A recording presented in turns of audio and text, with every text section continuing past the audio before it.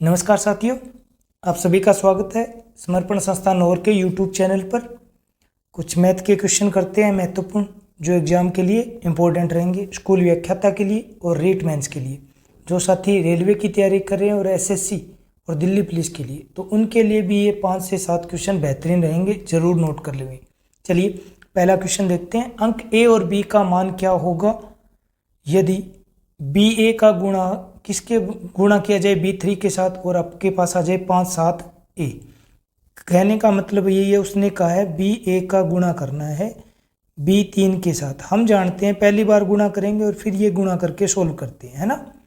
तो किससे गुणा करूं कि ए ही आ जाए। आप खुद सोचो, यहाँ पर 1 रखता हूं तो 3 आता है, ए के जैसा थोड़ी मान आता है। तो आप ए की वैल्यू रख के देखिए 5। जब 5 रखोगे तो क्या आ जाता है, 5 दिए 15 आ जाते हैं। अंशिल 1 कैरी कर गया। इसका मतलब हमें पता चल गया ए का मान 5 है। अब जिन ऑप्शन में ए का 5 है वो रखो, बाकी दोनों कट हो गए। अब इनमें से हमें वैल्यू पुट करनी है और कोई इसका आसान तरीका नहीं रहता। तो हम वैल्यू पुट कर लेते हैं। पहला ही ऑप्शन उठा ले जिसमें ए 5 है और बी का मान क्या है, 2 है। तो 2 5 और 2 3 का गुणा कीजिए, 15 3 75 हो गए। हमारे पास 2 से गुणा किया गया तो हमारा मान यहाँ से आ गया 50। तो आप नोट करके देखो 5 7 5, जो कि नीचे दिया गया है गुणा 5 7, ए का मान हमने 5 रखा ही है तो बिल्कुल सही बन रहा है। इसका मतलब ए का मान तो आ गया 5 और बी का मान कितना आ गया हमारे पास में, 2 आ गया, जो कि ऑप्शन ए में है। ठीक है, बढ़े आगे। शानदार सवाल है, नोट कर लेना, रेलवे में आया हुआ क्वेश्चन है। चलिए नेक्स्ट क्वेश्चन देखते हैं अपने। ये स्कूल व्याख्याता के लिए, रीट मेंस के लिए मोस्ट इंपॉर्टेंट सवाल रहेगा। उसने क्या कहा है, 1 गुणा 5, 1 के बट्टे में 5 गुणा 6, ऐसे ही 1 के बट्टे में 6 गुणा 7 है और कंटिन्यू ये कितने पदों तक है, 20 पदों का योग पूछा है। ध्यान रखो, ऐसे सवालों में हमारे लिए लघुत्तम लेना मुश्किल हो जाता है। तो हमें क्या करना है, सदैव ये चेक करना है जो नीचे संख्या है उनका अंतर अगर समान है, अंतर अगर समान है। देखो 5 और 6 का अंतर कितना है, 1 का है। ऐसे ही 6 और 7 का अंतर देखिए, 7 और 8 का अंतर देखिए, और कितने 20 पदों तक चलता है। तो 20वां पद क्या होगा उसकी चर्चा करेंगे। अगर अंतर समान होता है तो सदैव इसका आंसर होगा 1 बट्टा में अंतर, पहला पद माइनस अंतिम पद, पहला पद माइनस अंतिम पद। अब देखो, अब उसने क्या कहा, 20 पदों का योग, तो 20वां पद क्या होगा, 24 गुणा में 25।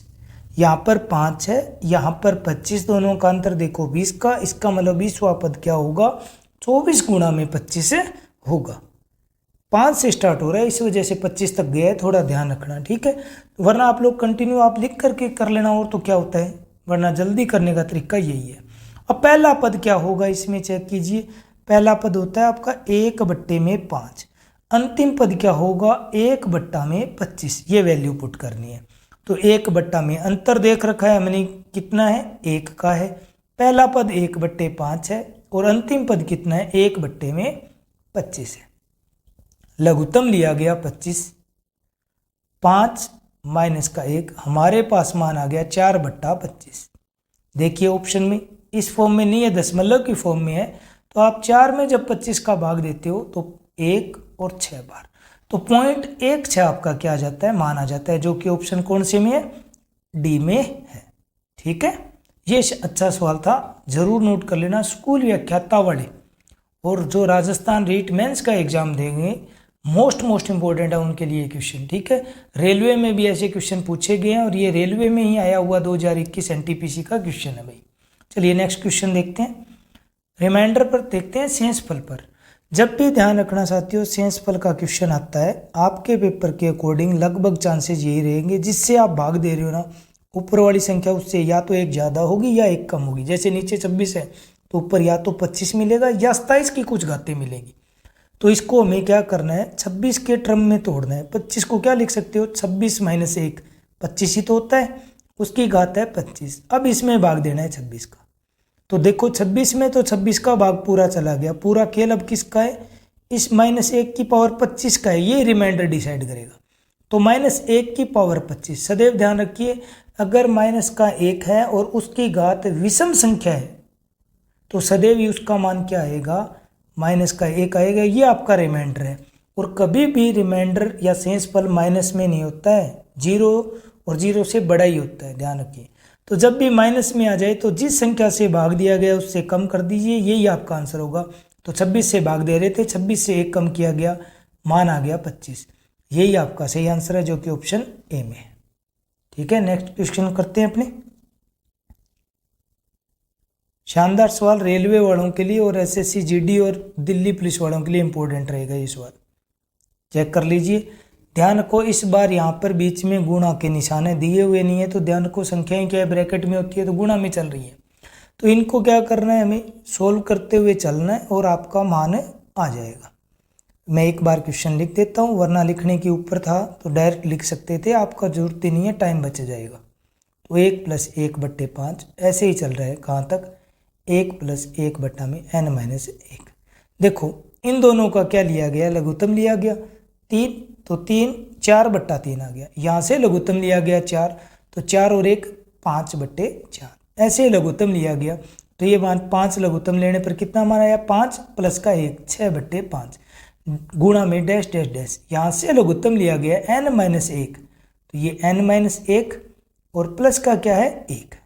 तो जब इसको सोल्व कर रहे हो तो यहाँ पर मान कितना बचता है हमारे पास में, n/n-1। अब इनको देख लो, वापस से एक बार लिख देता हूँ मैं, 5/4 गुणा में 6/5 डैश डैश डैश डैश, और ये गुणा में चल रहा है। तो देखो तिरछा कटते हुए चल रहा है, पहले का ऊपर दूसरे का नीचे, ऐसे या दूसरे का ऊपर तीसरे का नीचे। जब इनको करेंगे 6 कट जाएगा इस वाले से, तो यहाँ जो भी संख्या आएगी वो किससे कट जाएगी, n-1 से कट जाएगी। तो हमारा ऊपर की संख्याएं क्या बच रही है, गुणा में n बच रहा है, और नीचे की गुणा की संख्याएं क्या बच रही है, 3 बच रही है। यही आपका आंसर हो जाएगा, जो कि ऑप्शन आपका ए में मिलता है। हमें लघुत्तम लेना है और फिर सोल्व करते हुए चलना है। तो हमें पता चला कि ऊपर की संख्या लास्ट बचती है और नीचे की प्रथम संख्या बचती है जब हम काटते हुए चलते हैं। तो हमारा आंसर आ गया n/3। शानदार सवाल था। जिनका टारगेट रेलवे है और दिल्ली पुलिस वगैरह है, तो ये सरलीकरण बोल सकते हो आप, इसी को बोल सकते हो कि संख्या पद्धति पर आधारित क्वेश्चन बोल सकते हो नंबर सिस्टम में। तो ये मोस्ट इंपॉर्टेंट रहेगा। ठीक है, नेक्स्ट क्वेश्चन आज का अंतिम देखते हैं, 5 क्वेश्चन करेंगे। इकाई के अंक की बात करता है। ध्यान रखो जब भी इकाई की बात करें तो हमें इकाई का अंक ही लेना है। तो यहाँ पर हमारे पास में 4 है, उसकी पावर n है, प्लस में हमें लेना है 4 की पावर n+1। और उसने क्या कहा है, n कोई पूर्ण संख्या है। पूर्ण संख्या हमें पता होनी चाहिए, 0 से स्टार्ट हो जाती है। ठीक है, तो हमें वैल्यू पुट करते हुए रखना है। तो यहाँ पर देखो n का मान हमने 1 रखा, तो 1 रखने पर मान देखिए आप लोग, तो 4 की पावर 1, और ये क्या बन गया, 1 और 1 2 बन गया। तो यहाँ पर मान आता है हमारा सोल्व करने पर 4, और ये 4 की पावर 2 का मान होता है 16। टोटल कितना हुआ, 20 हुआ। इकाई का अंक क्या आता है, 0।